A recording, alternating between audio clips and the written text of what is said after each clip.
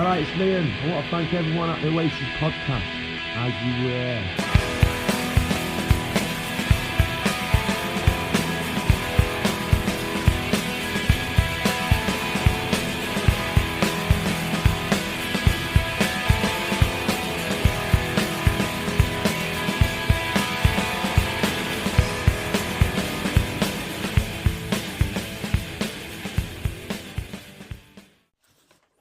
Hello and welcome back to the Oasis podcast, the ultimate audio guide to Oasis. I hope you guys are all right. Today I've got a very interesting interview. It is with a guy called Julian Taylor. As you'll hear in the interview, he was in Starclub, which is the band that Alan White had not too long before he joined Oasis.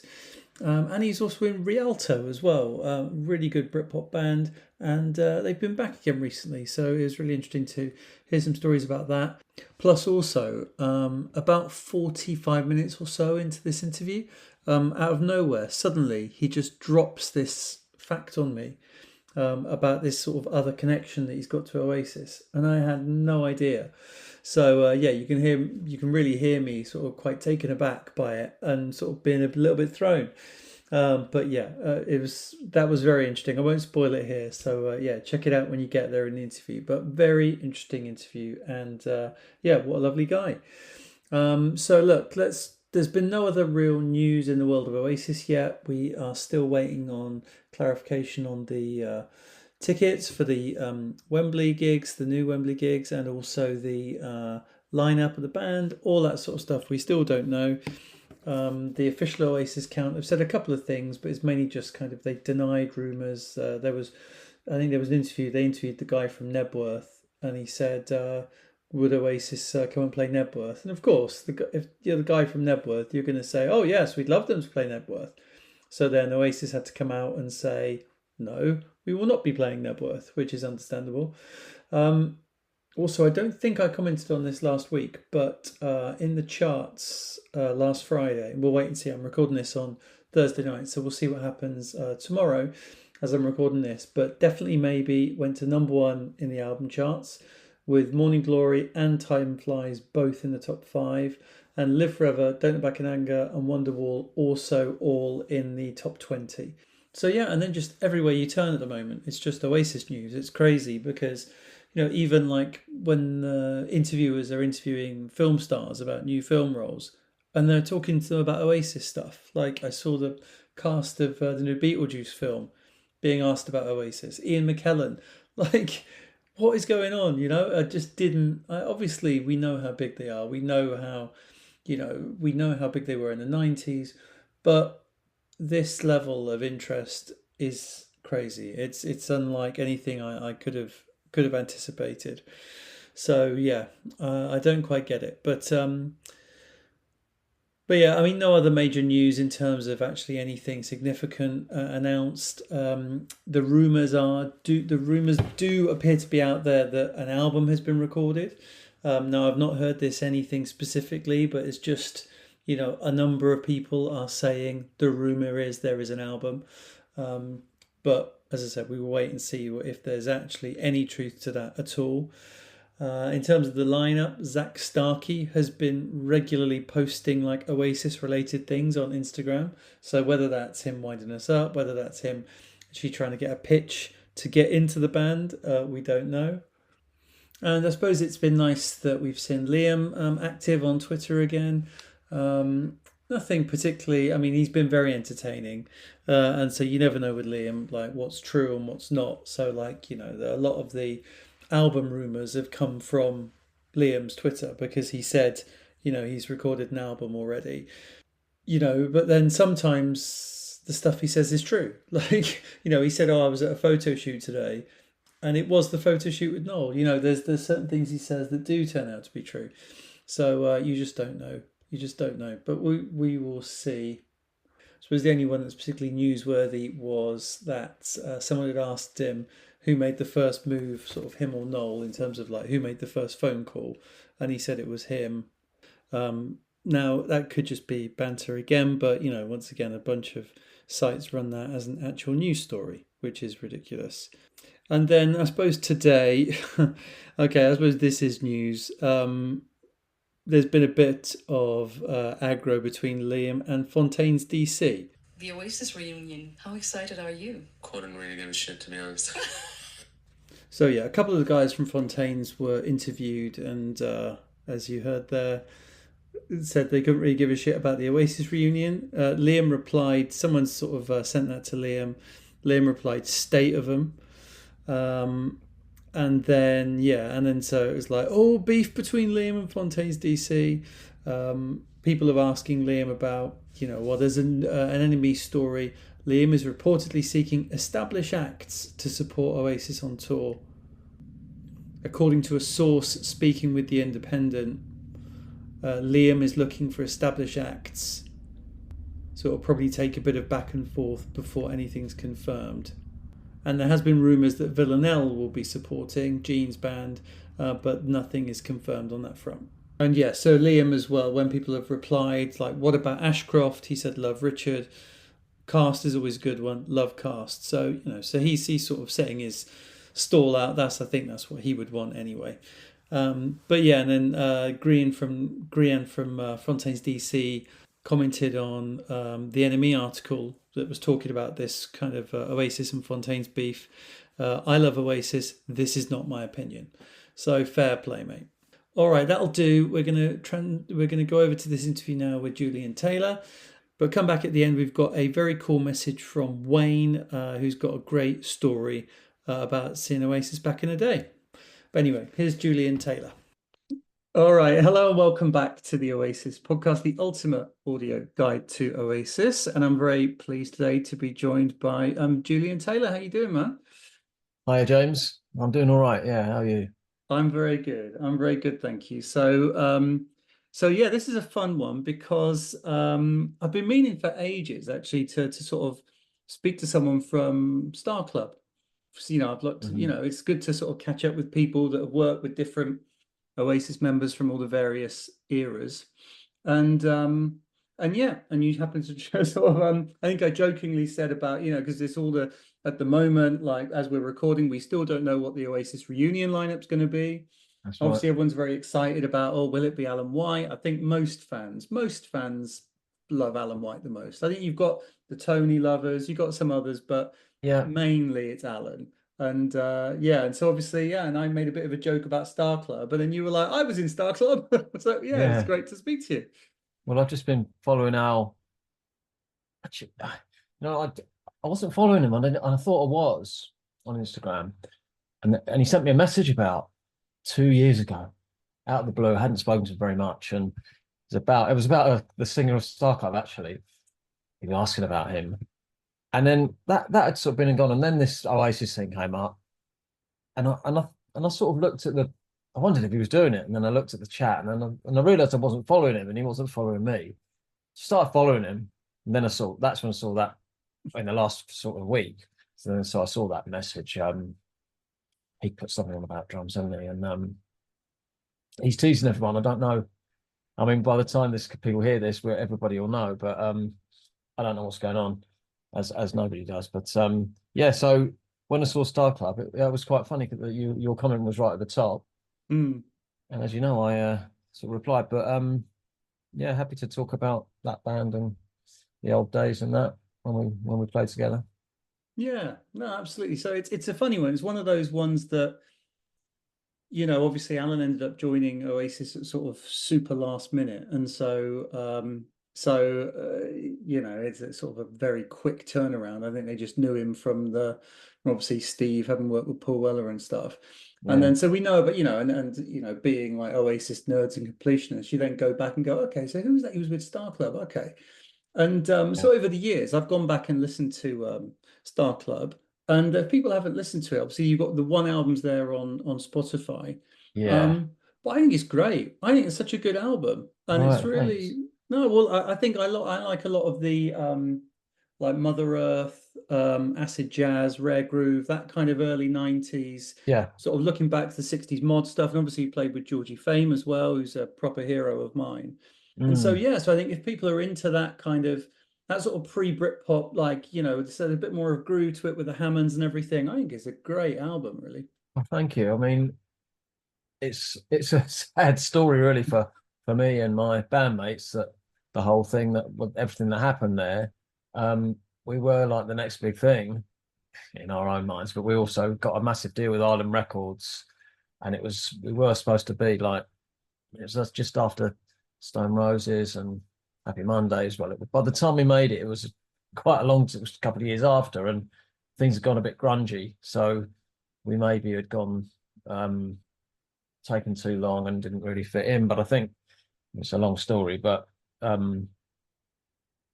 yeah, it's a shame we didn't really get the exposure that it could have done or it should have done. I mean, although we did get a lot of airplay in Britain. I mean, we got Record of the Week, Radio 1 with a single. We were on the chart show, which is like before the internet, before YouTube and everything. Love the chart you show. wanted to see stuff. One of the shows, one of the few shows was the chart show where they'd play all the current hits and new stuff. So we got on that, I think, with maybe both of our singles. And yeah, we sort of then we started getting played a lot in America. One of the singles, Hard to Get. And that was all over the radio there. We went over there, did a couple of support tours. It seemed to be going well. We got on a movie on the opening credits of a movie called The Crush, so it was all very exciting, and it just didn't take off. And we were hearing people going in to get the record, and nobody could get it in various places in this country.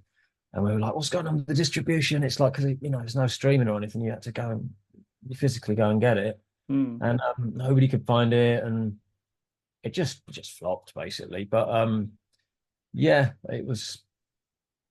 I mean, that was this band I'd started at school, so it was pretty exciting, very exciting time. And we didn't meet Al until we went on tour, because Steve White had played drums on a track.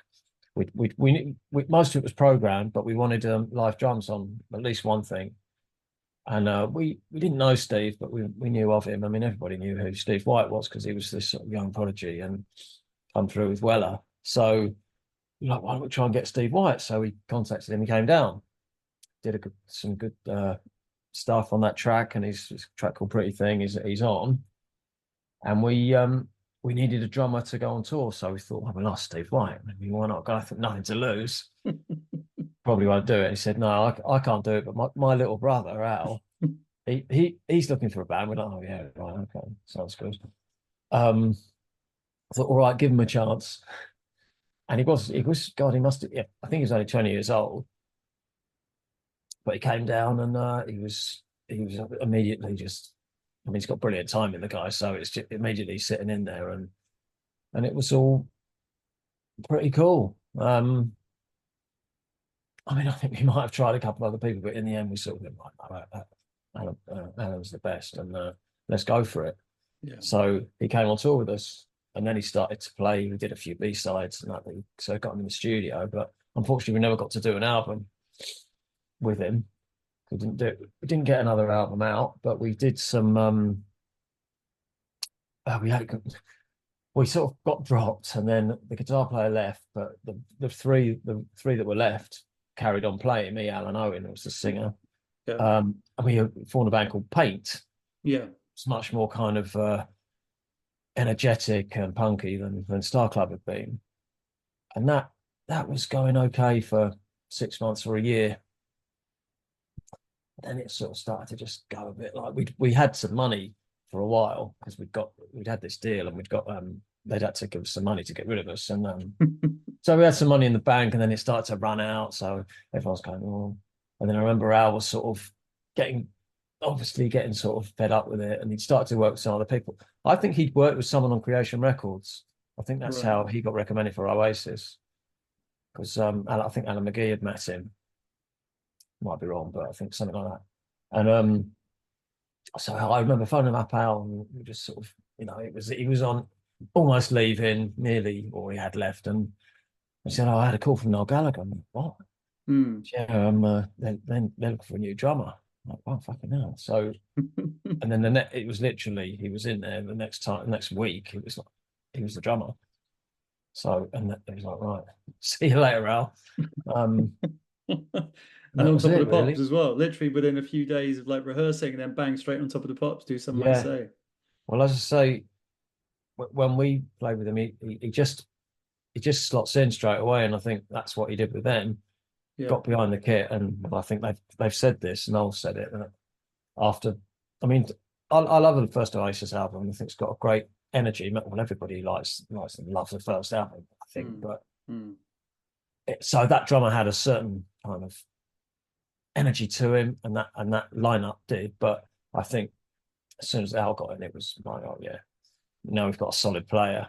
Yeah, Well, that's what they thought, and it was definitely that's kind of what happened. And like going back to what you said with people wanting Al to do the reunion, I think he was the drummer for the big years. There's yeah, no doubt about that. The yeah, real success, although he didn't do the first album, the real big success of Nebworth and Wonderwall and all that stuff, which that was really the great years for him, I think, so far. I think that's what people would like to see again, but I don't think it's pointless saying, because everyone will know when they hear this. But yeah, we don't know. who knows? I mean, it is interesting. I mean, going back to like Starclub, like, so first off, I didn't know until kind of doing a bit of research for today that he doesn't play on the album. So No, all those like the times I'd listened to it, I'm going, oh yeah, you can hear his drumming there. Oh yeah, that's definitely you can no, hear he's it. definitely not on it. Yeah, he's actually not on it at all. So I was like, oh As I right, said, I okay, mean, fair enough. Steve's on one track, so you might sort of think, oh, that could be him. But and there's a little bit of live. The guy who produced it was called Chris Hughes, Yeah, and he was a fantastic producer with incredible track record. He did Tears for Fears, yeah, but he also was the drummer in Adam and the Ants, produced Adam and the Ants. yeah, So he did some drums for us, and we wanted that sort of Ringo style. The sort of also sowing this. Well, he'd done "Sowing the Seeds of Love," which we really wow, liked, the Tears for Fears yeah, yeah, track. So that kind of almost pastiche Beatles thing. So he did a bit of that kind of drumming. Steve did another track, but yeah, most of it was programmed, which is a shame. It's a shame we sort of didn't get someone like Al or Al himself before we started recording, and mm, could have done it more as a band. But it wasn't. It's a weird album, really, because it didn't really represent us. It's sort of sonically pretty good, because we were in the studio for 6 months, or really, well, it was like weeks and weeks on end down this residential studio for a band that's like hadn't even had a record out. It was mm, crazy. It was crazy money being spent. There were guys sitting there. The engineer was on. This is back in the early 90s, 250 a day. There was another guy who sort of did a bit of program. He was on 250 a day, and it was just like Jesus. loads of money back then. And they were just, and you need an engineer, obviously, but you sort of, and then the producer was getting so many thousands per track. The studio was £5 a week, and it was all like, at the time we were like, this is what you do. You Yeah, get, this is you forever. spend loads of money. It's fine, but looking Yeah, back, it's like, fucking hell. I mean, how much money they bought us a studio actually before we even did that. We wanted to record. We went and got a record deal, and we lived in a shitty part of London. And then we got the record deal, said, right, we're moving to Camden. Everyone goes to Camden Town. So we went to Camden Mews. There's this brand new house had been built, and we rented it. And we were like, no, we want you to buy us a studio. We want to buy some equipment. We'll set it up in the spare room in the dining room, because we've done all our demos like that with cheap stuff. So get us a proper studio. So they said, yeah, okay, we'll do it. So it was like 30 grand. Remember it? Proper. It was 2-track tape, 24 track, mixing desk and everything, and loads of stuff. I've still got a tiny bit of it left, the gear, and all that, and it didn't work out. We're trying to record drums in a bedroom, and that can work, but mm, it just, we had a drummer before, that was before Al, we had obviously, but we had another drummer who, he wasn't really good enough, and we were trying to record with him, and things just weren't really working out. So we had this whole bunch of money already spent before we even started recording it properly. yeah, So yeah, I mean, it was just, there was so much money flying around. It was 1990 that we got signed, so it mm, was, that 80s sort of into 1990 period of time where there's just so much money. mm, But there isn't now. So I don't, anyone who tries to do I don't know how bands get going now. Well, not many bands do get going. That's the trouble. No, there is hardly any bands now. Yeah, Yeah. yeah, that is interesting. So, how did you end up getting the record deal with Islands then? Well, yeah, I played in. I said I started the band at school. We grew up together, and we sort of all moved to London. We were from a little town in Kent. We moved to London, and we just started playing everywhere we could, and we were ended up playing 2 or 3 times a week. We had a residency down in Covent Garden, this wine bar, and we had a drummer problem. Our drummer left, so we were using different drummers, and we ended up playing with this drummer called Jeff Nichols, and he was on a program called Rock School in the 80s, and so he was sort of semi-famous. He still was sort of quite a little bit. He was a recognizable face, especially to musicians. All knew who he was. And anyway, he'd been on tour with a guy at EMI, so he had a contact at EMI. So he gave our demo to this person at EMI in some department, and he loved it, and he wanted to be a manager. He wasn't really. He had been a band. He was Irish. He'd managed the Hot House Flowers, and he was now at EMI. But he wasn't an A&R man. He was in like international or something. But he contacted us, said, "I've heard your stuff, love it. I want to manage you." Okay, and he started touting our tapes around, and then people phoning the house like RCA Records, and we have 4 deals on the table in a few months. Yeah, people were ringing up saying, "Oh, we have to get you first," and we've been in London a couple of years and got nowhere, completely rejected, like most people do. Saying, you're not bad. Come back with some new stuff, and then all of a sudden, this 2-song demo, cracked it, and Ireland was one of the ones that offered us a deal, 2 albums firm, which you think means you're going to do 2 albums, but it doesn't really. They get out of it, as I said. They had to give us a bit of money to get out of it, but basically it doesn't really mean anything.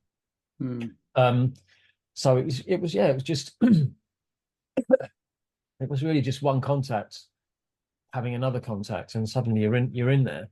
Yeah, that's it. It was sort of simple as that, but we had tried. We'd been sending tapes just into record companies, but as I say, sort of going into another department instead of the A&R department seemed to work quite well. And yeah, we decided to go with Ireland, but one of the guys who wanted to sign us at RCA, I think, was Saul Galpin. He left and signed Suede to his own label. So he's done really brilliantly all these years through Suede and probably other bands, in which so look back and think, well, maybe we should have gone with him. But when you get offered something by Ireland, you're thinking, well, this is a classic label with history of Bob Marley and Steve Winwood and U2, and it's like they've just it's got to be Ireland Records, and hope you're going to be the next in a long line of really credible and successful acts. So unfortunately, it didn't work out, but it was as I say, sort of relatively simple getting the deal, and one of those 5-year overnight success jobs. And so when sort of I mean, as a player, what was your thoughts on Alan as a player? Because I think his style is almost quite jazzy. He's almost got that jazzy sort of shuffle that didn't maybe necessarily wasn't there to do the definitely maybe sort of tunes. I think a lot of people do tend to prefer Tony's playing of like Supersonic and things like that. It's almost like you can't help but add in another little bit because it's too simple, But so I think that's why I was sort of surprised it wasn't him playing on the record, because it feels like he is more of an acid jazz style drummer, and that feels like the sort of sound you got. We were looking for someone funky, someone who could do that sort of. The guy I mentioned earlier, he did have before Al had this really good sort of funky style. He was really into the James Brown stuff, and we'd done some of our tracks specifically with that kind of drumming in mind. And so when Al came along, and he was jazzy and he was funky, and it did suit, and some of the stuff was a bit more beatly, like I've described, but that sort of skippy sort of, I'm not explaining this very well. Yeah, I mean he fitted into what we were the sort of style we were looking for, and we knew he was into jazz, and we knew Steve White was jazzy, Yeah. and we sort of played with him. So, but Al was he was versatile as well. I mean, he would do all the styles, and but the main thing was he's just rock solid. Yeah. And I think we'd played with a few drummers that weren't, I suppose, and we thought it was like amazing. I mean, since playing with quite a few different drummers now, I suppose that's their job. They have to be solid. But Alan is pretty rock solid, and yeah, I think that sort of brushy kind of thing that he's doing on like Wonderwall and some of that other those tracks of that era. Obviously, that was what they were after, and I think he just got in and did it. He didn't take him many takes from what I hear, and that's what he's like. Yeah, he elevated it, definitely. I don't think, yeah, that's what they said, that one of the reasons Tony was sacked, obviously, is all kinds of, you hear a different story from whoever you talk to, but Yeah. most people, and I think you do hear it when you hear Wonderwall or Cast of Shadow or Champagne Supernova, there's things that he's doing, like fills and, like you said, brushy sort of style that Tony might not necessarily have been able to do. So yeah. Oh, well, I mean, Noel's always said that Tony wouldn't be able to do what he had in mind. Yeah. Maybe harsh on Tony, but it's probably right. They're the ones that played with him, and yeah, and then they moved on from Alan in the end, but who knows what will happen? But yeah, they've had quite a lot of people now in the band. I mean, it's been quite a few members really. So it does kind of change. Yeah. Well, that's one of the things with this whole reunion discussion is that, you get people are saying like, well, if it's not the original band, then it doesn't, it's not a reunion, it's just the Gallagher brothers. And it's like, well, the problem is, and I get that, I saw Blur at Wembley. I just watched the film actually, but I saw Blur at Wembley when they did their big reunion concerts there. And what was so special about seeing Blur again was it's the four of them, the interplay between those four. They're such different musicians, such different personalities, that it's just when they come together, it's just magic, I isn't like it? that, and I think most of the classic bands, they may have had members who've left or people have died, but most of them, you kind of have this lineup. It's the band, and Blur have kept it together, and U2 or REM, or they kind of they are the band. The band's the band, but then there are others that don't do that. So I mean, I play with Rialto, and we've just got back together with only two of the originals, and there's reasons why. And sometimes someone can't do it, someone doesn't want to do it, or you don't want someone to do it, and so it evolves. And with Oasis, it doesn't really matter. It really probably, well, they've sold all the bloody tickets but many times over, and nobody knows who's playing. It's a bit like Glastonbury when you don't know who's going to play. You just everyone wants to go, and everyone wants to go and see. They're the band. It's a bit of a duo, really. Yeah. And it will be, the backing band will be whoever it is, and it will probably be the last one that played with them. I imagine. And then, so they're not going to just pick up a load of new people. But it's really the two of them getting back together that's the news. And I think it's a bit of a shame there isn't a more consistent lineup, but it might turn out to be the lineup that has been together for quite a while. So yeah, it's not the same sort of thing. I'm trying to think of another band that alternates people around a bit, but I don't know. I mean, the Stones have, in the later times, well, the Who had quite a few drummers, didn't they? And then they got bass player. Yeah. So it happens. Yeah, I think that's the thing, isn't it? Like, it will be interesting. I was joking, like, well, look, I think I did a poll on Twitter, like, if you were, would you go and see them if it was literally the two brothers and then a backing track? And it was like, and a good proportion of people, probably would actually. Probably. You know what I mean? And I think that was the same with like having seen Liam live in the last few years, because his live band got a bit of a kick in. but all they did was really replicate the records. That's it. They just obviously were told replicate the records, just do the job. They're When they not did off the doing, and they did it. They definitely did it maybe fine. thing. Yeah, they did definitely maybe this year just gone. Yeah. Yeah. But yeah, that's what they did. They replicated the records and they did absolutely fine. But you're not getting like that magic, like you say, whether it's, when it's the original band, they are allowed to go off and do their own thing, or they're allowed to change the endings or whatever, because that's them, isn't it? They are the band. Yeah. They're allowed to almost. Whereas it's like with Well, there's Liam's a band. subtle interaction between four music, or however many musicians, that makes the sound what it is, and you couldn't really change anyone in a lot of the bands that we love, probably, but you can in Oasis and some other bands. I don't know. I think it's nice to have original people, but Yeah. yeah, it'll be what it is, and everyone's. What does it matter? They're selling out Yeah. a million tickets or whatever it is. Yeah, not done too bad. I mean, you mentioned Rialto there, so it would be great to just catch up on them. I mean, Rialto have got like a little place in my heart and kind of a weird podcast connection, Okay. because I typically release episodes on a Monday morning, and being a Britpop nerd, I obviously release them at Monday morning 5:19. Hmm. Like I just have to. Like it's a little Right. like Okay. it's That is a a, connection. yeah, I have to do it. So I'll often say on Twitter, come into the main channel Monday morning brackets 5:19. And then and you'll get the odd person going, oh, I got that reference. It's like, yeah, well done. I've been doing it for years. So yeah, so no, I do yeah, Cool. so how did that come about? So you just talk about like the Starclub breaking up, and then obviously Right. Paint. I mean, was there ever anything? I've looked for We, Paint. we you know Is there we anything nearly out got there? a single out. We were on some compilation thing. We recorded we, we recorded a single with JJ Burnell from the Stranglers, the bass player.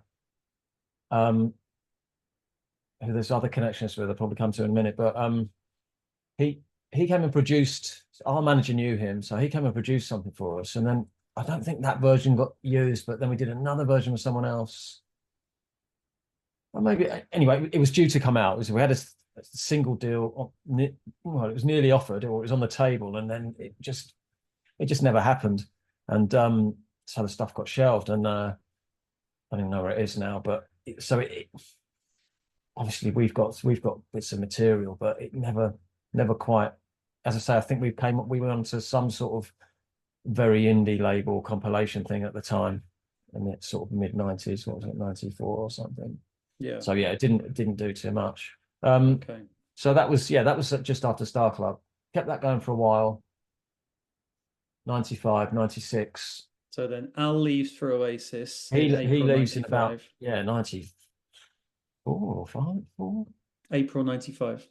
Right. Okay. Right. Yeah. So we carried on. We got another drummer who's a great guy called Tam Johnston, who's still doing lots of stuff. Um, and we had pretty good sound. It was all going all right, but it started to get a bit like, I don't know, it just started, when you're doing something, you start to think this isn't going to get anywhere. Yeah. And we've lost the momentum. We've lost somehow. We're just the people involved. I think I've been with Owen a long time, and I still get on fine with him. He's in another country, but it was just a bit like I think we're done here for now, at least. We've run our course. So I was getting restless. Really, I'd had enough of it. And then I'd done some work with. I knew Louis Elliott, who's the singer of Rialto. They had a band called Kinky Machine. And I'd done some demo. I'd gone and done a demo at their house where they were recording some new material. A bit before that, I'd done some bass on one or two tracks. And then I just happened to see, I was looking around, because in those days, you used to get the Melody Maker, and they had the adverts at the back, bands looking for whatever. And I saw looking for, I don't know, what did I say? Or someone looking for a bass player. It must have said Louis or something. And his number, I knew it was Louis anyway. I knew it was him. I was like, bloody hell, they're looking for a bass player. I thought, right, straight in touch with them. Said, right, I'm interested. And like, great, come down. So I went down to an audition, and I got it, but because I already had done a bit of stuff with them, and I mean, been speaking to them. Obviously, I've seen them quite a lot recently, and apparently they thought I didn't like them or something because I've got this miserable face.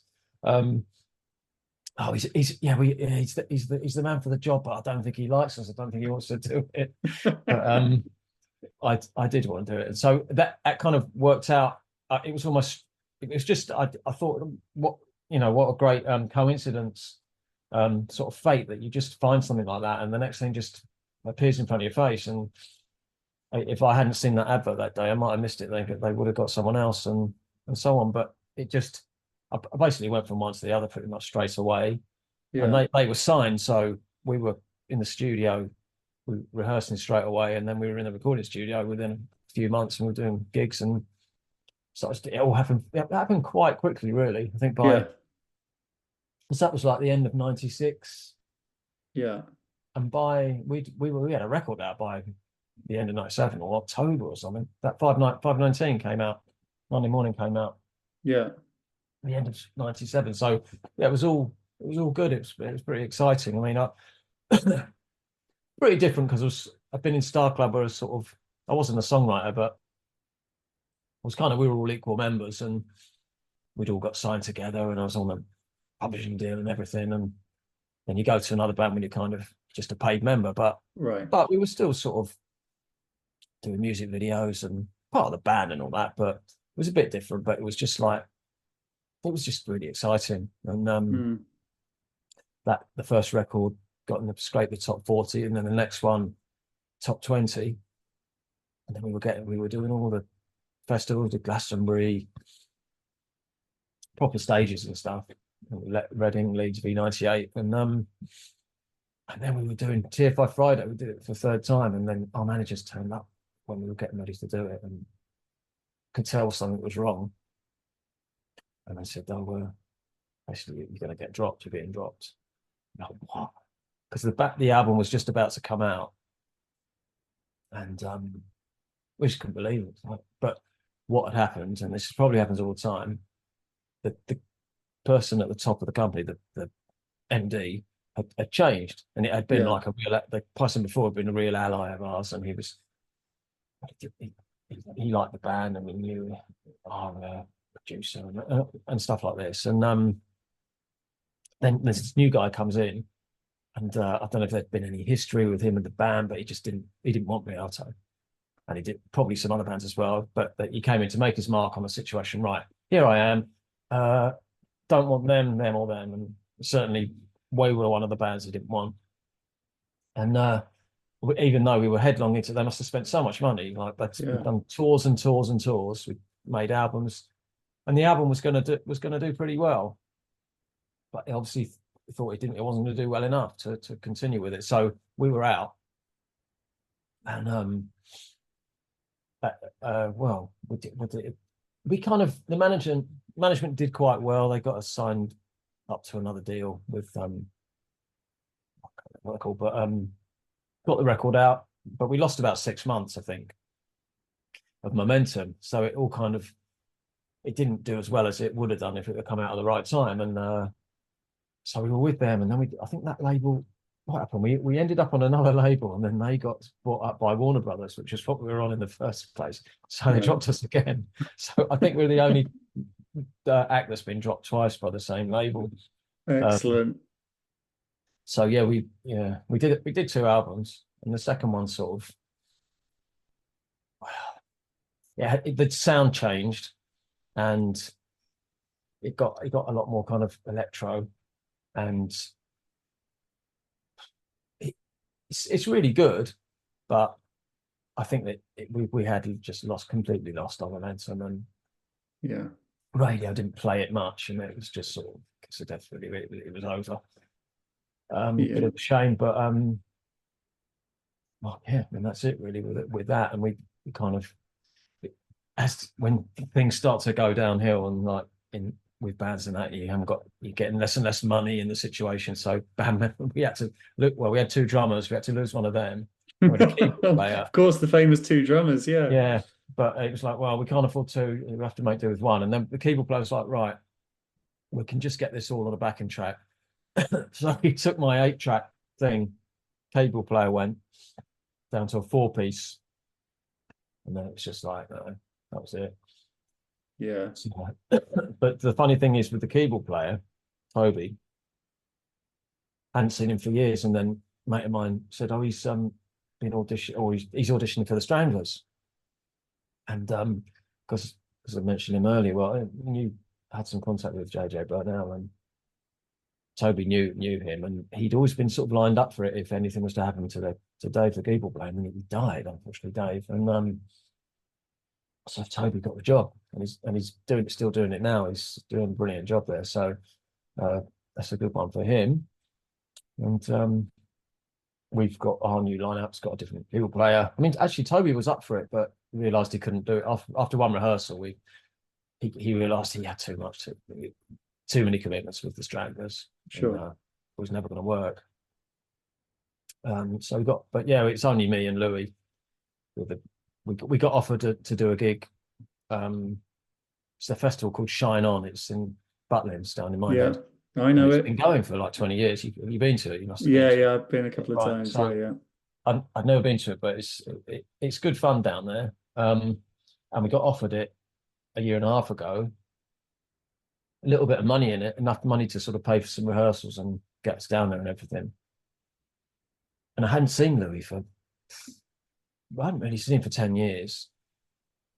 But he was I live in Liverpool, and he was touring up here, and I went to see it, and with Danny Goffey, and went to see him, and we started talking about it. I said, "Well, I'm up for it. Why not? Got nothing better to do."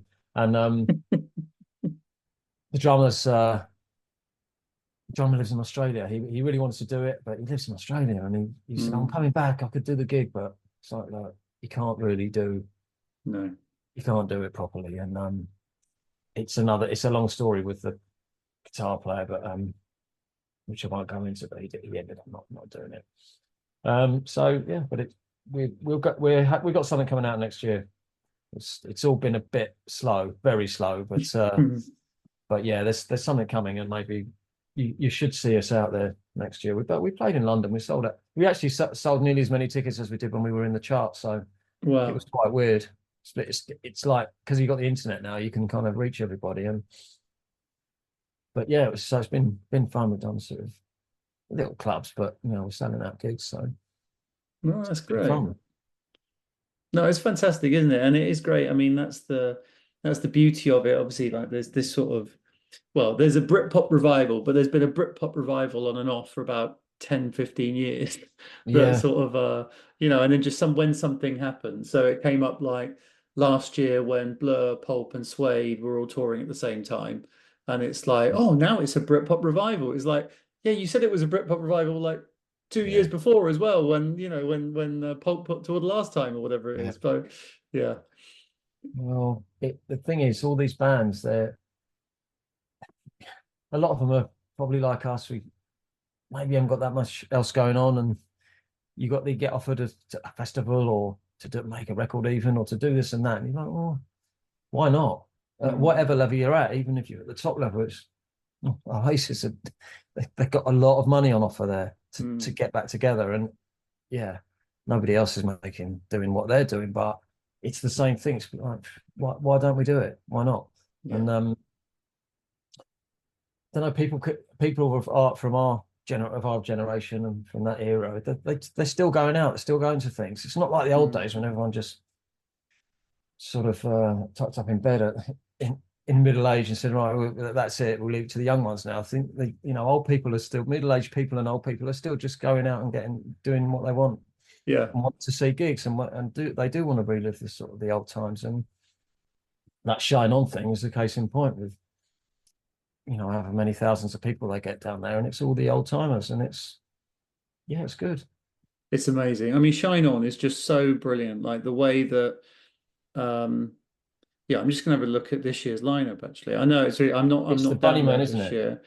So let's have a look. So we've got Bunnymen's actually almost a bit too early for a little bit early for Shine On. We supported the Bunnymen back in '98, and they were quite old then.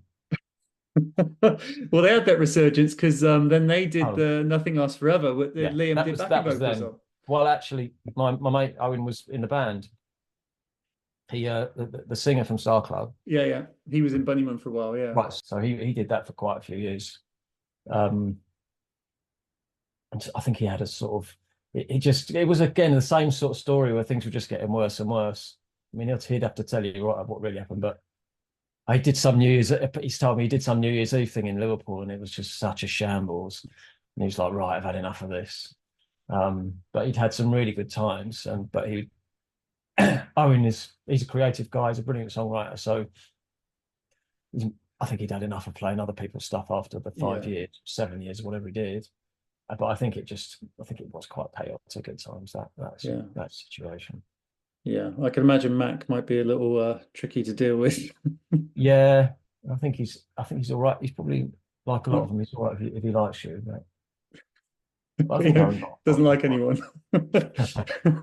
Yeah, but I mean, what a lie. I'm just having a look now. You've got Cooler Shake. So I was saying that actually, I was looking at this the other day because the Saturday is Echo and the Bunnymen, Lightning Seeds, The Farm, Milltown Brothers. And it's like, but then on the Sunday, you've got like Michael Head and the Red Elastic Band. You think, well, why couldn't you put Mick Head, swap them with the Milltown Brothers, and you could just have pure Scouse Saturday? Right. That would have been epic. But You know what? but I haven't heard that name for Star Club supported the Milltown Brothers oh really? in Yeah, like 92, 93 when we were touring. yeah. So I haven't heard that name for probably since then. But they weren't far. I think they were from up north. I think they were from the northwest, so They're from not far away. I want to say Warrington or Macclesfield or something like that. I Yeah, think it was not something like Burnley or something like or was that, if it I Burnley? I remember. can't remember. It was definitely not I didn't Liverpool, think but yeah. they'd done enough to sort of get a revival. I don't want to be rude to the guys, but a bit like Rialto. Well, I suppose we've done it. We've done Shine On, but Milltown Brothers. Maybe I'm doing them a disservice here, but I didn't know what they'd really done, but they've obviously done enough to Well, I get. think that's the thing. It's sort of, when they're looking back, the Shine On guys or Star Shaped or whatever, you're looking back and you're going, okay, who's out there? And obviously you've got this whole generation now. It's almost like with Northern Soul. With Northern Soul, you would look and find like, oh, Yeah, this person did one 7-inch in like 1967 or whatever that came, it was only 500. And that was the exciting thing. yeah, Whereas now it's almost like that's it for now for like us looking back at Britpop and being like, oh yeah, this one band that had that got to number 62 in the charts once, and it's like, and then you're sort of digging in yeah. trying to find about more about them. So yeah, Britpop is the Northern Soul now of what Northern Right. Soul was to Well, the 70s and it was 80s. such a good time, and it just came about. I mean, you'd had nothing in the 80s. I mean, you'd had overproduced pop, although great music, some of it. But then late 80s was terrible. And then you got the Sunrise and the Happy Mondays, which made everyone believe they could, in Britain, that they could do it. And you could just form a band and do it. But then it did, that kind of died. And that was the Starclub, like I said earlier, we were sort of at that period. And then it all went American again, Yeah. grunge and rock. And but then this Britpop thing grew up again out of sort of Britain. But the Girls and Boys, and then Oasis coming out, and all those bands, and Pulp, and it's suddenly like wow. And my mate Justin, he was in Elastica, and that he now plays with Jesus and Mary Chain. Justin Welsh, he's a great guy, and they were another great band that sort of, I don't know, there were so many bands, and it was just quite easy to, well, if you were doing something if you were a British band, you could probably get on the radio, and that they'd want to know about you and want to play your stuff, and such an appetite for it, and great bands just producing their own, not necessarily producing it themselves, but writing their own music and having their own sound, and just something you don't get anymore, which is a shame. And it'll probably come back, but it was pretty exciting, and yeah, I don't know what else to say. It was just being in London at that time was just brilliant. Yeah. Oh, cool. So after Alan left and went and joined Oasis, did Did you stay in touch? You said you sort of been in touch with him a couple of years ago. Did you stay in touch and Yeah, follow his career with interest as he I went off? obviously I followed his career because it was all he was everywhere. They were everywhere. Um, yeah, I mean, I'd just look at it. I'd look at the footage of them doing, say, Nebworth, and be like, "Fucking hell, that's right."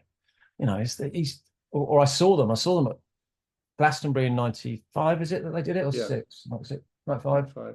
I was at Glastonbury that year, and so yeah, he hadn't been in it that long then, and he's on stage there, main stage, headlining the Pyramid. I'm like, fucking hell, Alexander, he's up there, and I saw him somewhere. Oh well, then I no, so I stayed in touch with him because he got us in. He got us tickets for Earl's Court.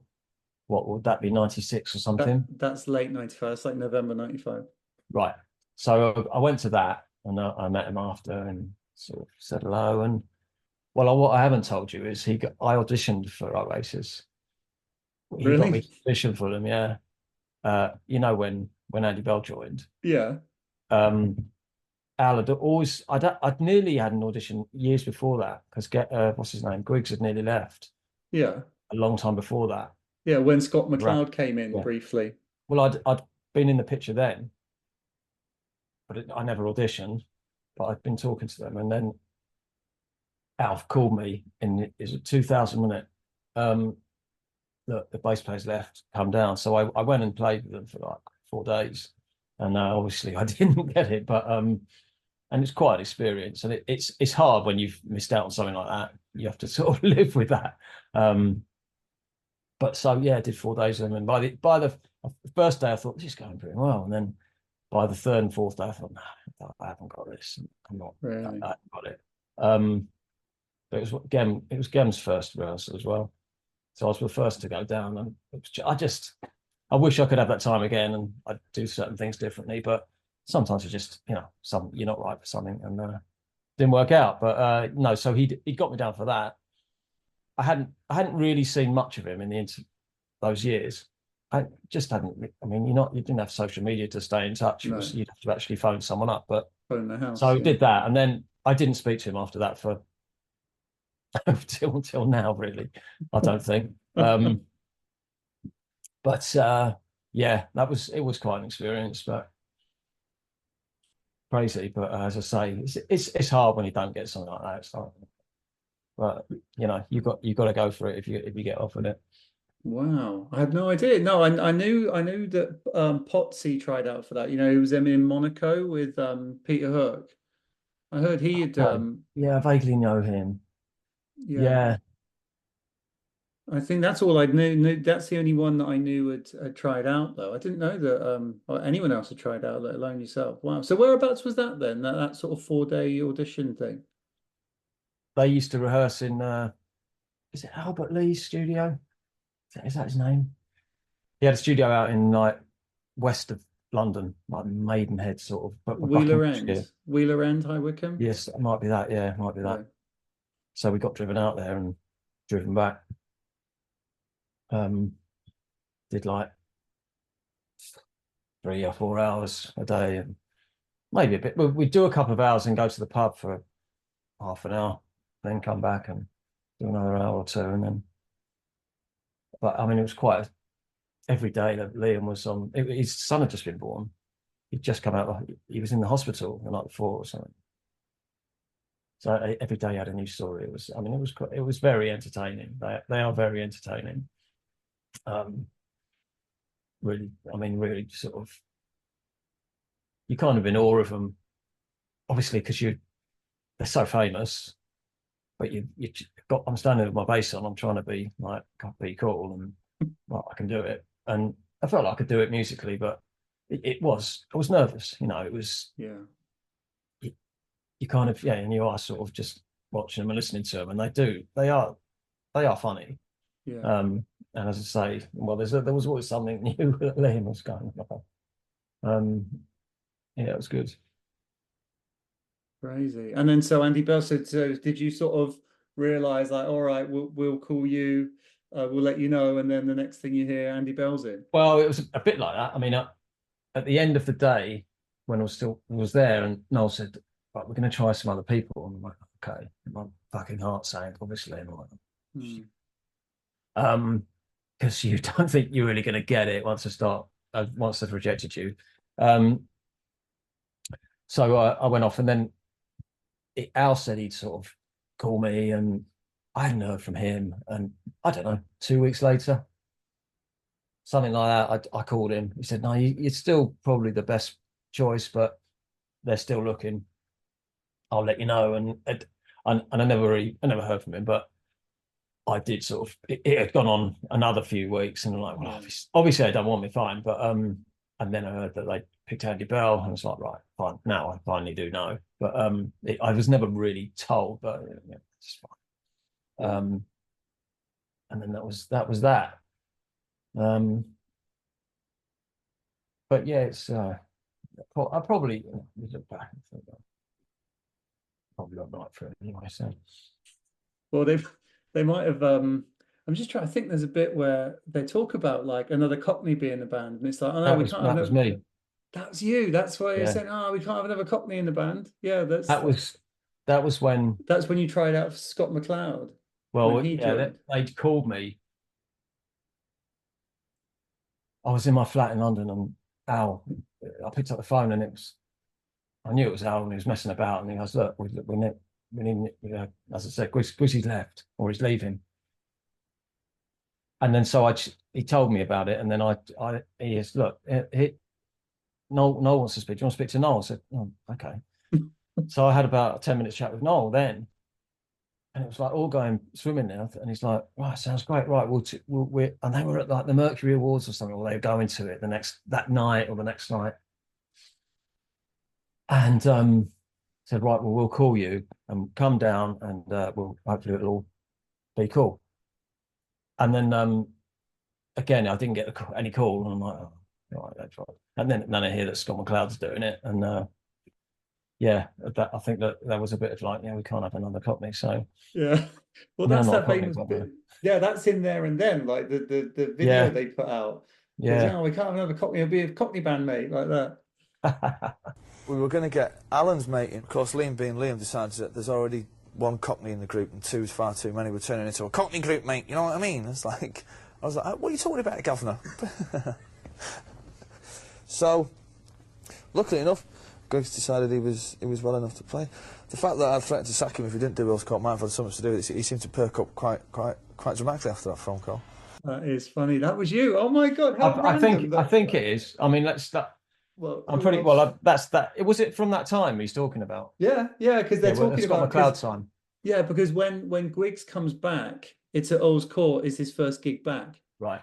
Because they were doing an American tour, and then they're off. I think they do a couple of gigs in England. Then they go off to America. After like 2 gigs, Scott McLeod fucks it off and goes home. Yeah, he just walked out, didn't he? Yeah, goes back to his bird apparently, and then they said they do the Letterman show and Bonehead plays bass as a 4-piece, and then they come back to England and Griggs comes back to do Earl's Court, and then you were there at Earl's Court watching. Yeah. How weird, eh? Madness. Okay. Wow. Interesting. Well, you've blown me away there. I didn't have any idea. I was sort of thinking, shall I say or not? I thought I better say. Well, I really appreciate. It's fine. It's like I'm always telling people about it because it's a good story. Amazing. And but as I say, quite hard. And whenever I'm watching like X Factor or when those shows were on, I was always like, feel sorry for these kids who get to really near the end. Yeah. And then they get, oh, sorry, no, you're not getting through. Fuck off. I'm like, it's horrible when you get close to something. It's like if you ever meet anyone who was a professional footballer and who didn't make it. No, they're always. It's hard when you get something. But I went on to do a few other things. Made a single with Pete Doherty that did all right. So. And then the Rialto was before that, but yeah, you just keep your hand in and keep going. Yeah, no, absolutely. I was having a look actually. So on your Discogs and stuff. So you put Robert Plant as well. That was at Starclub era. Yeah, the producer Chris Hughes that I mentioned. he went straight to doing that Robert Plant album. I can't remember what it's called. Might be 29 Palms, but anyway. He was in the studio in London, and Robert Plant wanted a bit of a sort of slightly Beatley sort of block harmony on one of his tracks, and Chris went, look, I've got these. I just worked with these guys. They're brilliant at that stuff. So he called me and Steve, the guitar player, and we used to do the sort of backing vocals. I called to say, yeah, come down to Rack Studios, which is a great studio. It's been there since the 60s. It's a beautiful studio. Yeah. And Robert Plant uses it all the time. Went in and did some backing, on a couple of tracks, did some backing boxes. And that was another amazing thing. It was just like, there's Robert Plant. And then the greatest thing was, they had their gear set up in the live room, and I don't know if he said we could jam or whether we just started picking some stuff up. I think we just started picking the stuff up. So Chris got on the drums. My mate Steve was the guitar player of Starclub, so he got the guitar, and he loved Led Zeppelin, he knew all the stuff, and I just got the bass on, and we start jamming a bit, and Robert Plant comes in, goes, okay, and he grabs this mic, SM58, plugs it into a there's no PA, it's a recording studio, but he's got the mic, so he's looking where to plug it, and so he plugs it into the to a Marshall guitar amp, and he starts singing, and we're doing, I got a woman way over town, right? And he's doing this like, but in Robert Plant style, and we're going and I'm like, this is fucking amazing. And he's going, and it's all, he's got that powerful voice anyway. Yeah. And he's singing it for Marshall. It's distorting. And it's like, this is great. We probably did about 3 or 4 songs, and that was it. But it's like, someone hit record, quick! Someone hit record. Yeah, I mean, it was just like, wow, this is what a great experience. Amazing. Yeah, I can't remember. I know we did I Got a Woman, and I don't know. We might have done James Brown or something, but yeah. So that's. I mean, things like that happen really easily when you're sort of in with people. Like I said earlier, if you're in with people, you just get the call, and then you suddenly you're doing something. And I did with Chris Hughes, I did Oleta Adams on TV on the Wogan show. I still got it. I found it. I've got it on video. I just did it. It was just a mime, but do you want to come and do this? Yeah. So go and do like a 3-minute mime and get a few £100 and get taken to the Groucho Club afterwards. And it's like, wow, this is great. And it's, as I say, it's so easy when it's easy. Yeah, when you're in town. I was getting a few things in that time just through those contacts. A few things were falling into my lap, but and then all of a sudden they disappear. But yeah, that was fun. Very cool. Well, look, mate. Well, you've blown me away. I thought we were talking about Starclub. I found out about Rialto, and then it's like, oh, okay. And you also auditioned for Oasis. Yeah. You know, wow. Okay. Any other massive surprises you want to get? Are you actually Lord Lucan or something you want to just drop on me? No, not today.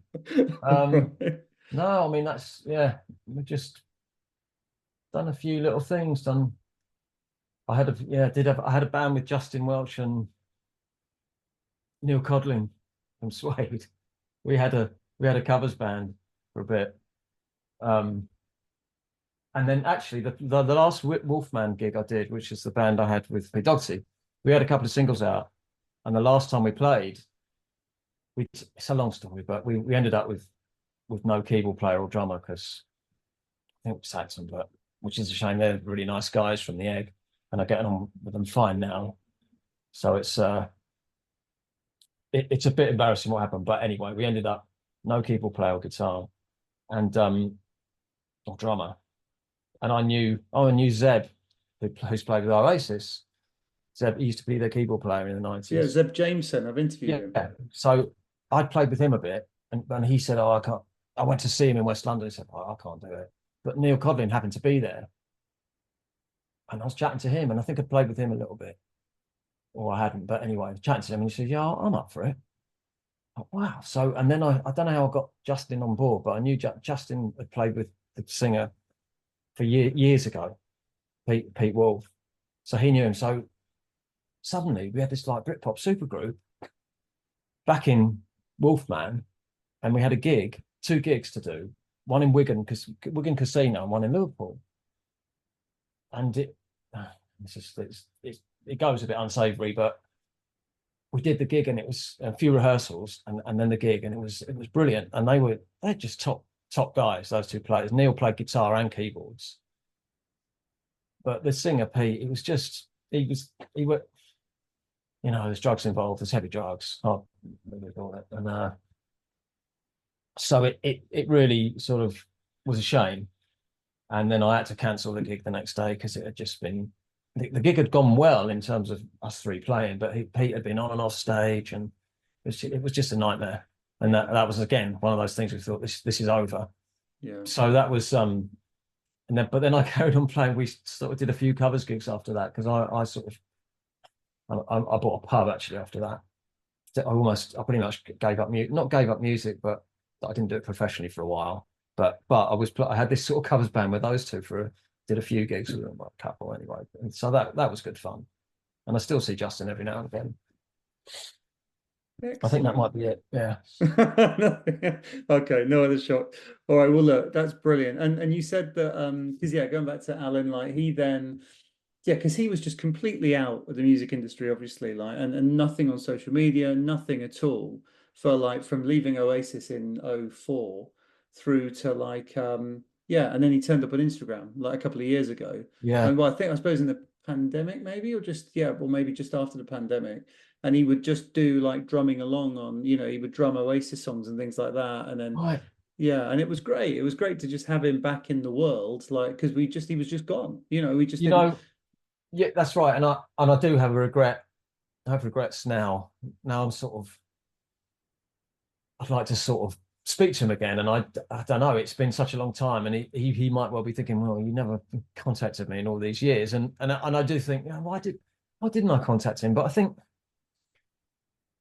you just sort of, if you don't have social media, you, like I said, you have to sort of actually phone someone up. And if you don't see someone, you don't see them. And then it just years go by. And but I sort of wish I'd made a bit more effort with him. And I knew that he'd been a bit unhappy about his exit from the band. I knew it sort of hadn't, well, it was a little bit nasty for him, I think. So I kind of regret now not getting in touch with him. But maybe we'll speak again soon. So we'll see. Yeah, we'll see. Well, if you do chat to him and he wants to do... No, I've never met him. No, I've never met him. I've interviewed Steve before, and I've got a bit of contact with Steve over the years. And I suppose Steve was almost like his unofficial kind of, like he would say, oh, by the way, check this out, Alan set up Instagram and things like that. Right. So Steve was a good guy. But I know some of the guys have met him because he's done he's done signings and things. So I've got mates that run like the Oasis Collectors Group, and they'll meet up with him and sign stuff. And I think he's been happy to do that. So it's just nice to have him back in the world, because he was just gone for like 20 years or 15 years. And so just to see him drumming along to Oasis tracks, replying to people's comments on Instagram, it's been brilliant. And then and then he sort of teased a little bit, like I was wondering, oh, are we going to get it? Because who knows? I mean, we don't know what it will be, but people would love for him to be there. They would absolutely love it. And based on what he's been doing, he still looks fit. He still looks like, in pictures of him, he still looks like he's in shape. He can definitely do it. Yeah, whether he'd be able to do it. Yeah, rumors are going round of other things, but anyway. Yeah.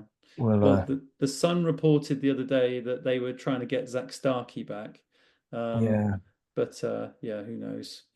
Who knows? We shall see. We shall find out. Will come out. Yeah. Good. And are you going to try and go and see Oasis? Were they ever a big band for you, or you would? Yeah. Actually got, my girlfriend got some tickets, so we've got 4 tickets in Heaton Park. So we'll be going. And that's when I sort of thought, oh, well, I hope Al does it, because I'd love to see him doing it. Yeah. So we'll see. But I mean, I love the early stuff, and I don't know.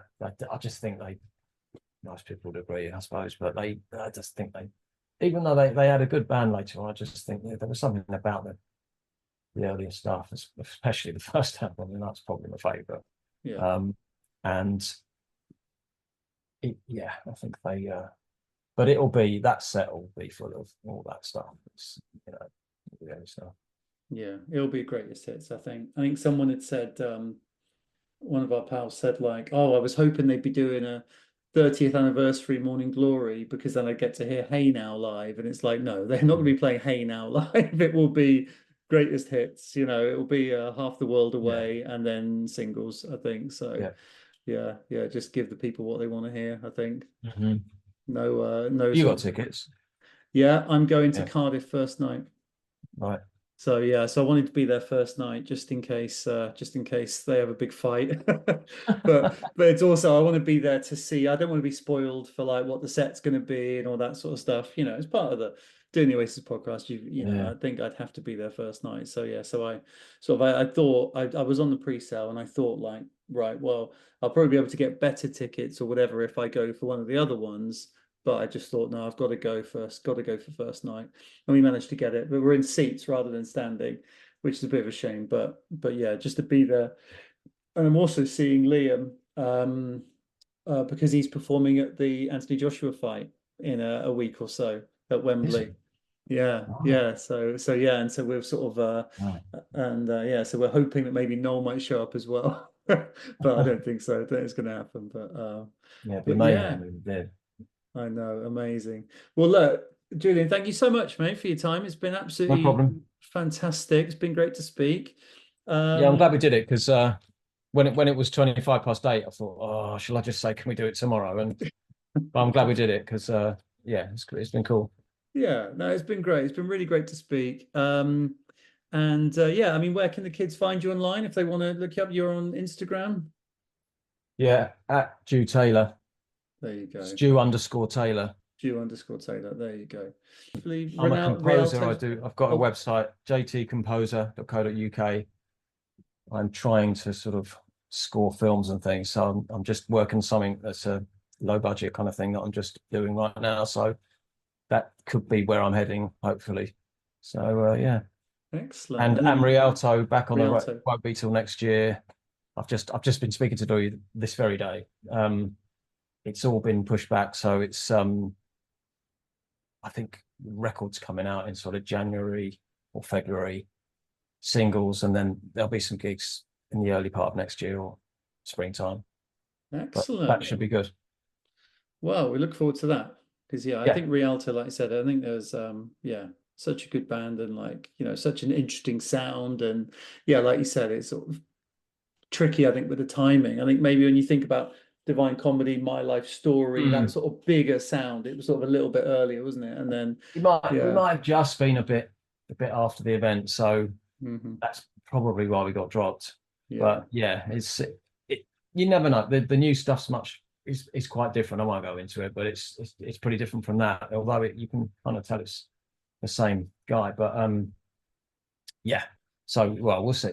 When if it does all right and got something to talk about, we'll do it again. yeah, that'd be We'll, great. speak again next year. If there's anything to talk about with that side of things.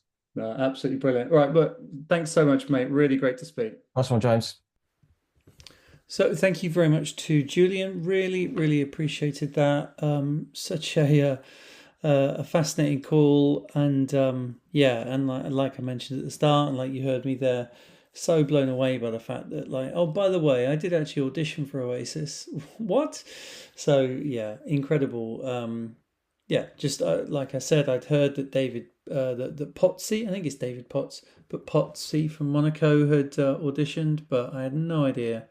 And yeah, no idea who the Cockney was. Oh, it must be a Cockney mate, Cockney band mate. Yeah, and that was this guy. And yet it was purely through that Instagram post that he happened to reply.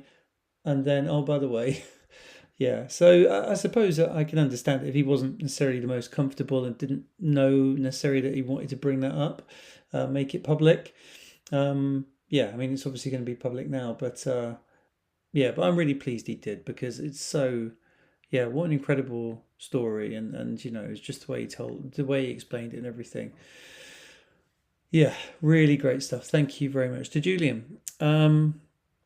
All right, let's get this message now from Wayne. I've had a few messages with him over the years, and I know he's got this fantastic story about seeing Oasis early on. So here's Wayne. Hi, James. This is Wayne. I love the podcast. Been listening for quite a while now and never contributed, but with the Definitely Maybe 30th anniversary celebrations, it's prompted me to share my story of when I saw Oasis in August 1994, 2 days after Definitely Maybe was released, in a small nightclub stroke gig venue in North Wales. I'll just briefly tell you about how I became an Oasis fan. So I first saw them on The Word, which was like late night Channel 4 show in the 90s, a bit raucous. They had bands on every week, and this one week they had this new band from Manchester called Oasis on. I remember watching it and being blown away, really. I never recorded it at the time, so I couldn't watch it again. There was no catch-up services or Sky Plus or anything back in them days, so I just remember this band that were on that were amazing. And the next time I saw them was on the ITV chart show, which was on a Saturday morning TV show that was on at the time, and they played the video for Supersonic. And yeah, really, I was just blown away again, and I just went out to Virgin Megastore and bought the Supersonic CD single, brought it home, listened to all the tracks on it over and over and over again, and I was just hooked, really. So yeah, that's really how I got into them. I used to buy Melody Maker and Enemy every week, and I remember reading all the famous interviews with Liam and Noel and the buzz around Oasis at the time. I remember thinking this band was something special. And then it was in one of those music papers I saw the advert for Oasis touring to promote the release of their debut album. And I couldn't believe my eyes when I saw that they were playing a venue in a small town called Buckley, which is not far from where I lived at that time, just up the road from me. And so I thought, I've got to see them. So I went to Penny Lane Records in Chester to buy the tickets. They were £6 each, which sounds ridiculous now, but at the time, that's what gig tickets cost. I saw loads of bands for around £6, sometimes even less than that. That was the going rate for gig tickets in them days. By the time the gig came round at the end of August, they'd already been on Top of the Pops twice with Shaker Maker and Live Forever. And Live Forever had just been released, really, I think, at the start of August, and I think it got to number 10 in the charts. They still weren't household names. They hadn't hit the tabloids yet, but they were definitely well known in the indie music scene, as it was then. Oasis were thought of at the beginning as an indie band, believe it or not. Because of the buzz around the band, the gig was sold out. So the venue itself, it's a place called Buckley Tivoli, known locally as the Tiv. It was a sort of a nightclub most nights, but they'd have indie nights, rock nights, and they'd have live bands on these nights. Wednesday night was always indie night. So if they didn't have a band on, it was just an indie disco. But they'd have bands on frequently. A lot of up-and-coming bands always used to play that venue. So on this particular Wednesday night, the 31st of August 1994, that was the night that Oasis played. And it was the first time I'd seen Oasis live, and anyone who was there that night will never forget it. There are a lot of people who say they were there, but the venue only held about 500 people, and if everybody who said they were there was actually there, then it would have to be a lot bigger. So yeah, it's it's quite funny when so many people write about this gig and they don't mention things that happened in the gig because they weren't there, especially the music press who reported on it just after it happened, and it was obvious none of them were there because a lot of the things they said were just made up. So the doors opened at 8 p.m. So me and my friend Lee, we decided to go to the Potter's Wheel pub across the road, which has actually been knocked down now, but we went there to have a couple of drinks before going over to the venue. While we were having our drinks, some lads came in and told us they'd bumped into Evan Dando in the queue, which seemed unreal at the time because Evan Dando was a big American indie star. I mean, I wasn't massively into the Lemonheads, but I did like a few of their tunes. So it seemed a bit surreal that Evan Dando would be in Buckley, North Wales. It seemed, just crazy. So we finished our drinks, went over and joined the queue. everybody in the queue was buzzing about having met Evan Dando. I didn't see him in the queue, but yeah, there was definitely a buzz going on. When they opened the doors and we went in, I went to the bar to get some drinks, and Evan Dando was stood there at the bar, and yeah, I had a chat with him. He's a perfectly friendly guy. Asked him if he'd come and say hello to my mate, so he walked back to my mate and said hello to him. Had a brief chat with him before he wandered off. I found out later that he'd tagged along with Oasis when they met at the Lowlands Festival in the Netherlands, which was a few days before this gig, and Evan just basically got in their bus and joined them for a few dates on the tour. So I think he was at Virgin Megastore in London as well when he played there, when they played the acoustic set and did the record signing, which I think was the day before this gig. So yeah, he'd been travelling with them for about a week, I think. So me and my mate took our positions right at the front, up against the barrier, although at the TIV it wasn't really a barrier in them days, it was more like a metal pole across the front. So we stood right up against that, basically. I'd read in the music press that Oasis didn't have any support bands, so I wasn't expecting any support. I was just expecting Oasis to come on and get straight into it. But that didn't quite happen. What happened next was Evan Dando came onto the stage. He picked up Bonehead's Epiphone Riviera, plugged it in, and did an impromptu support set. Just him and Bonehead's guitar. He did about 4 songs, maybe 5 songs. I can't remember them all, but I do remember him doing Into Your Arms, which was a hit at the time. And he did a song called I Wish I Was Him. I can't remember the other songs, but yeah, he did 4 or 5 songs, I think. The crowd loved it. It was over within a flash, and he was off. So that was really strange. It's strange to think about now, and whenever I read about this gig being reported, that's never reported. But yeah, that's what happened. At some point during the night, the PA announcer came on and said that Evan Dando would be playing a short acoustic set for the fans at the back of the venue after the Oasis gig. I can't remember if this was announced after Evan had performed his support set or whether it was after the actual Oasis gig, but at some point it was announced, but it never actually happened. I'll tell you later, but when we went back afterwards, Evan was in no fit state to perform, so he never actually did that set. Although in the reports you read about this gig, they always say that Evan Dando serenaded the fans from the roof of the Tivoli after the gig. Sounds very nice, but that's in reality that never actually happened. So after Evan Dando's support set, it wasn't long before Oasis came on stage. I'm 99% sure that their first song was Columbia. I know that's a favourite of yours, James.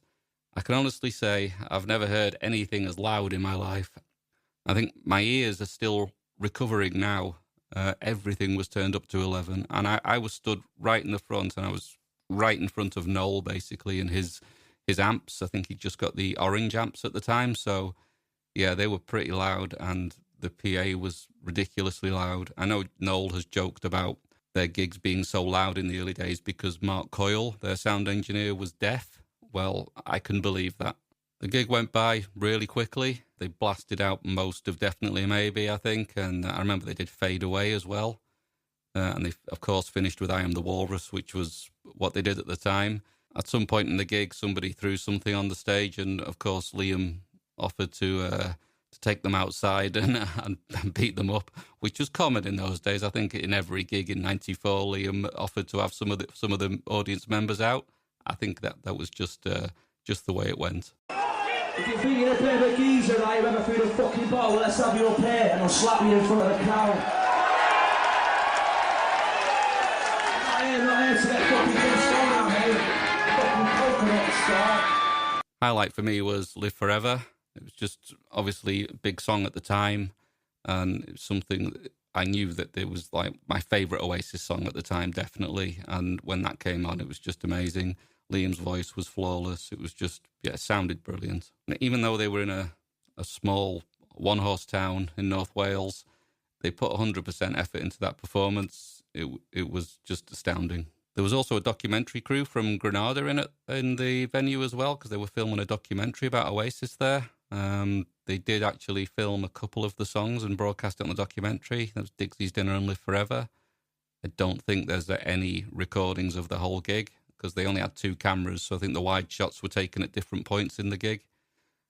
Who knows, there may be an audio recording of the gig somewhere that might come out one day, but I don't think there's a full TV show of a gig there anywhere. After the gig was over, me and my friend headed straight to the rear of the TIV to see this so-called Evan Dando gig and maybe meet Oasis.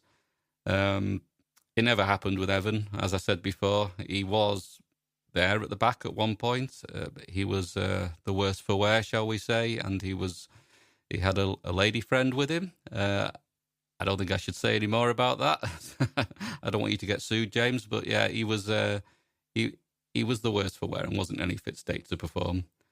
As we were walking round to the back of the TIV, we saw Bonehead. I think he must be one of the first to leave. I don't know if my memory has changed this during the years, but I'm sure he was driving a Nissan Bluebird, which takes it back a bit. I could be wrong, but I'm sure that was the car he was driving. So I asked him for his autograph and he obliged. He was really friendly. I did bring my Live Forever CD sleeve with me, just in case I managed to meet any of them. So he signed the front of my Live Forever CD sleeve. I also saw Tony McCarroll as well, and he signed it. So that was really good. I got them too early on. Then we waited some more, and eventually Noel came out. He was really friendly, really down to earth, chatting to the fans. There was probably only about 20 people at the back. Noel had a lot of time for all of them. He also signed my Live Forever CD single sleeve, asked me my name so he could personalise it. I've still got it to this day. So that was really good. And I remember somebody asking him where Liam was, and he said Liam will be out shortly. So then Noel went off and sat in the front of the Salford Van Hire minibus they were in. A few minutes later, Liam came down, being as you'd expect. Liam was full on playing the part of Liam Gallagher. He was confident, arrogant, whatever you want to call it. He was playing the part, and people loved it. He loved the attention. He did sign autographs for people. I asked him to sign my Live Forever CD single sleeve. He took one look at the front of it and saw that Noel and Bonehead and Tony had signed it, gave it a disdainful look, and then opened it up. So do you remember the old CD single sleeves? You could open them up and they were just plain white on the back of it. So he opened that up, got his big black marker pen and just wrote Liam in capital letters on it, and then handed it back to me. I remember somebody asking him if they could have his Access All Areas lanyard, and he told them to fuck off because he needed it at the Hacienda gig the following week, so that was quite funny. Yeah, that was brilliant. And then after that, we left, and I still can't believe I was there. As I was leaving, I saw Noel sat in the front of the minibus with the window down having a fag, and I just said, "See you, Noel," and he said, "Ta-ra, mate," and that was it. What a night. I never thought that they'd get as famous as they did. It was only a year later, just over a year later, when I saw them at Earl's Court in front of 20,000 people, and then I saw them at Nebworth in 96, and it's just phenomenal, the speed of their success, really. But yeah, what a night, what a phenomenon. Just, really pleased I was there. Thanks a lot, James. Love the podcast. Amazing stuff, mate. Brilliant. What a story. And very cool to have been to have got that thing signed, to have thought to bring the thing with you. Yeah, to just capture, been in that moment. Album only just come out, only first couple of singles come out. And yeah, that clip there I dropped in, that is from that Tivoli. Yeah, it's only there's like 6 minutes of footage that's out there. Including, it's cool that, one of those moments when they did have a film crew there and you get that moment, don't throw bottles, what am I, coconut shy or whatever. Classic from Liam. Wayne, thank you so much, mate. Really, really appreciate that. Right, that'll do it for today. Thank you very much for listening. Most of all, thanks go to our patrons. You put your money where your mouth is, and it's greatly appreciated. You can become a patron at patreon.com/OasisPod, which is where we post bonus episodes. The episodes go up there early and without any adverts. And the main thing, though, I suppose, is the Discord. You can go on the Discord, and that's where I'll often just be generally sort of sharing ideas and having a chat with the guys over there. So yeah, if you want to become a patron, you can sign up for as little as $1 a month. Just to say, I did actually kind of change the tiers on the Discord. If you go back to the early episodes, I talk about like, oh, well, if you do $3 a month, we'll make you a song and stuff, which no one was really ever bothered about having a song. So yeah, so I've changed the tiers. It's basically pay what you want. It doesn't really make a big difference. I suppose the only difference is when I've like, you know, when we get free gifts, when we badges and postcards and things like that we send out, generally the people that have ultimately paid the most go top of the queue. That's really what it comes down to. So, but other than that, I don't like kind of multiple tiers. Oh, you get one free video a month if you do $5. Nah, come on, that's not how we do it. So yeah, look, if you want to support me, I'd much rather have 1,000 people doing $1 a month than, you know, 50 people doing 20 or whatever. I don't know if that would be the same, but you know what I mean. Anyway, so yeah, go and check that out. And also YouTube. I'm really giving YouTube a bit of a push. And what I'm doing over there is I've gone back and listened to some of the very early episodes of the podcast. And to be honest, I cringe because I just do too much chat, reading out emails, reading out reviews and things like, ugh, it's annoying. So what I'm doing is I did think about changing those early episodes, but that wouldn't be right because they are a period in time. So I think they need to stay the same. But what I am doing is clipping out just the interviews and putting those on YouTube. So if you ever fancy a bit of just Oasis podcast, just catching up with one of the interviews, go and check out the YouTube channel. I've uploaded recently Steve White, Paolo Hewitt, Brian Fallon from Gaslight Anthem, a few others. So go and check that out. And if you can subscribe as well, because that is great. I'm trying to get over 2,000 subscribers and I'm almost there. So that would be fantastic. All right, that'll do it then. Thank you very much for listening. Stay in touch, stay engaged, and stay young.